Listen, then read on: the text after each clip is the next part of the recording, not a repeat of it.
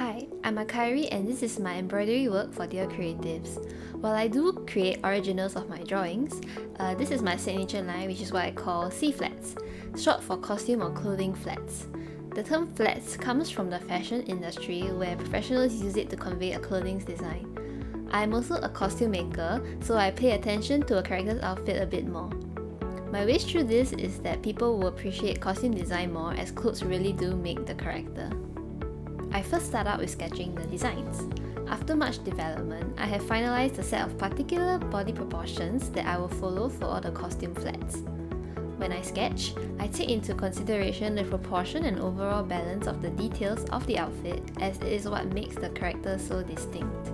After sketching, it is digitizing the design. I have to program the stitches part by part, layer by layer, for my sewing machine to be able to sew it. So it's not just pressing print on the software and it'll be done.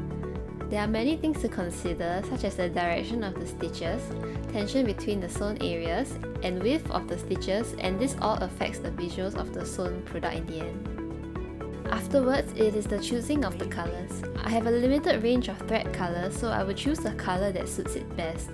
I will also need to think about the harmony of the colour combinations, whether they will look too contrasting or if there's too many focal points in the final product. This is the development process of one of the patches. The colour choice is important for the whole of the flat, with brighter colours drawing more attention. Sometimes, to highlight the folds of the cloth, I will also have a stitch that acts kind of like a line art. Colour and run count is very important for this line art stitch. One run of stitch can be very different from 3 or 5 runs of stitches. For this, I chose a colour that was too dark and had too many repeat lines, so the visual balance was off in my early drafts for this design.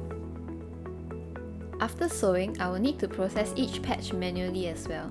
There can be over 100 separate layers of sewn areas for a flat, and I will need to cut the top line of the thread where the needle jumps to different portions. And tada! When it's done, you can pin, iron on, or clip it depending on the backing that you choose.